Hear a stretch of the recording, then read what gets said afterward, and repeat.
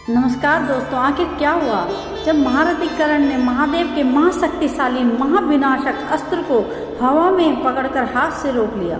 आखिर क्यों हुआ महादेव और महारथी कर्ण के बीच महायुद्ध। दोस्तों, वीडियो को शुरू करने से पहले यदि आप लोग भी भगवान श्री कृष्ण और महादेव को सच्चे दिल से मानते हो तो इस वीडियो को लाइक और हमारे चैनल को सब्सक्राइब जरूर करें। दोस्तों, महारथी कर्ण महाभारत की युद्ध के एक ऐसे योद्धा थे जिन्हें अपने जीवन काल में बार बार अपमानित होना पड़ा। जन्म लेते ही उन्हें जन्म देने वाली माता ने त्याग दिया। शिक्षा लेने के लिए जब वह गुरु द्रोण के पास गए तो उन्हें सूत पुत्र होने के कारण शिक्षा देने से मना कर दिया। तब उन्होंने एक ब्राह्मण का रूप धारण कर भगवान विष्णु अवतार परशुराम जी से शिक्षा ग्रहण की। परशुराम को जब यह बात पता चली कि यह एक ब्राह्मण पुत्र नहीं बल्कि एक सूत पुत्र है तो उन्होंने कर्ण को एक श्रापित जीवन जीने को विवश कर दिया। दोस्तों, ये बात सभी जानते हैं कि महाभारत के युद्ध में सबसे महाशक्तिशाली योद्धा कौन थे, तो वह भीष्म पितामह कर्ण और अश्वत्थामा थे। लेकिन कर्ण का कवच और कुंडल उतर जाने के बाद भी कर्ण इतने शक्तिशाली थे कि वे अर्जुन के रथ को एक ही बाण से हवा में उड़ा सकते थे। तो यह बात महाभारत के कुरुक्षेत्र युद्ध के 14वें दिन के युद्ध की है, जब पांडव सेना और कौरव सेना के बीच एक भीषण युद्ध छिड़ जाता है। और इस युद्ध के दौरान महारथी कर्ण युद्ध क्षेत्र में उतरते हैं और पूरी पांडव सेना को तहस नहस करने लगते हैं।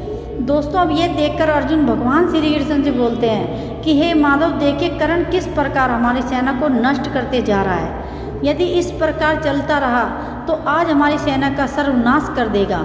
इसलिए चलिए अब मुझे ही कर्ण से युद्ध करना पड़ेगा।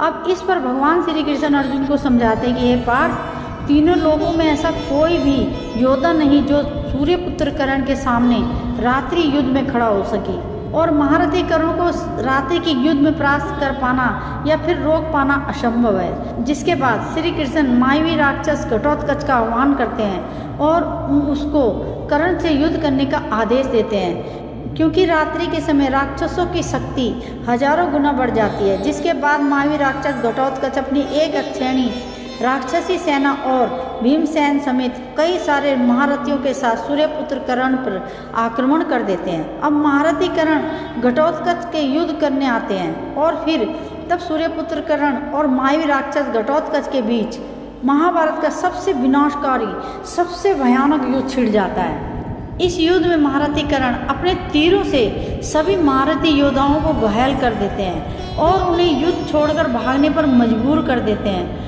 और इसके अलावा महारथी कर्ण घटोत्कच की एक और बड़ी राक्षसी सेना का नाश कर देते हैं और घटोत्कच को अपने तीरों से खून से छिन्न भिन्न कर देते हैं। ऐसा माना जाता है कि महारथी कर्ण ने घटोत्कच के पूरे शरीर को अपने तीरों से भर दिया था।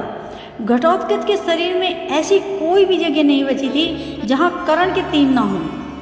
अब कर्ण को अपने ऊपर हावी पड़ते देख और अपने प्राण बचाने के लिए मायावी राक्षस घटोत्कच अपनी राक्षसी माया का प्रयोग करना शुरू कर देता है और वह कर्ण के ऊपर लगभग 1000 से ज़्यादा राक्षसी माया का प्रयोग करते हैं। और कभी गायब होकर युद्ध, कभी बादल बन जाते हैं, कभी पर्वत बन जाते हैं और कभी आकाश में जाकर कर्ण के ऊपर अनगिनत बाणों की वर्षा करने लगते हैं।